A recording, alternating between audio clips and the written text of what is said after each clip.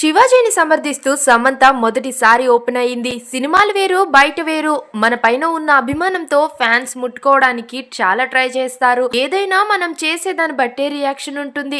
Characters కోసం సినిమాలో exposing వేరు, బయట మాత్రం ఖచ్చితంగా పద్ధతిగానే ఉండాలి. No doubt. స్వేచ్ఛ పేరుతో ఓవర్ ఎప్పటికీ మంచిది కాదు అంటూ శామ్ చెప్పుకొచ్చింది. బయటకు వచ్చినప్పుడు చీర కట్టుకొని సాంప్రదాయంగా వస్తేనే ఇలా జనాలు మీద పడరు కదా అన్న శివాజీ మాటలకి పెద్ద యుద్ధమే జరిగిందని చెప్పాలి. ఇటు హీరోయిన్స్ నుంచి అటు డైరెక్టర్ల వరకు అందరూ శివాజీనే బ్లేమ్ చేస్తూ ఉమెన్ కమిషనర్ వరకు తీసుకుని వెళ్లారు. శివాజీపై కేసులు పెడుతూ అతనికి ఏకంగా ఉమెన్స్ కమిషన్ వరకు కౌన్సిలింగ్ కూడా ఇవ్వడం జరిగింది. శివాజీ మాటలన్న రెండవ రోజే మళ్ళీ ఒక వీడియో పోస్ట్ చేస్తూ ఆడపిల్లలకి సారీ చెప్తూ నేను తప్పుగా అంటే సారీ అని కూడా ఒక వీడియో షేర్ చేశారు.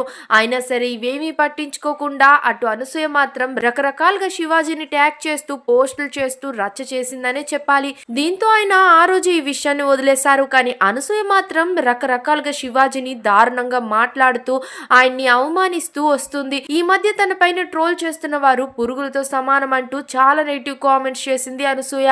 అందరూ కామ్ అయిపోయినా ఇటు అనసూయ మాత్రం తగ్గకుండా నానా రచ్చ చేస్తూ వస్తుంది. దీనితో అనసూయ అభిమానులు సైతం ఆమెపై ఫైర్ అయిపోతూ ఉన్నారు.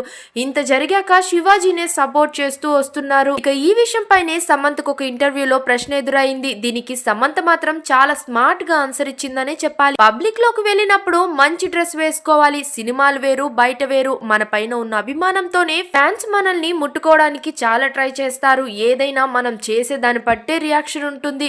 క్యారెక్టర్స్ కోసం సినిమాలో ఎక్స్పోజింగ్ వేరు, బయట ఖచ్చితంగా పద్ధతిగానే ఉండాలి. No doubts. స్వేచ్ఛ పేరుతో ఓవర్ ఎప్పటికీ మంచిది కాదు. నేను ఉమెన్స్ కే సపోర్ట్ చేస్తున్నాను, కానీ మనకి స్వేచ్ఛ ఉండాలని నగ్నంగా తిరగలేం కదా అంటూ చాలా పాజిటివ్ గా మాట్లాడిందని చెప్పాలి. దీంతో సమంత చాలా స్మార్ట్ అంటూ చాలానే పొగిడేస్తున్నారు ఫ్యాన్స్ అంతా. ఇక మీ అభిప్రాయం ఏంటో కామెంట్స్ లో తప్పకుండా చెప్పేయండి. మరిన్ని అప్డేట్స్ కోసం మా ఛానల్ ని సబ్స్క్రైబ్ చేయండి.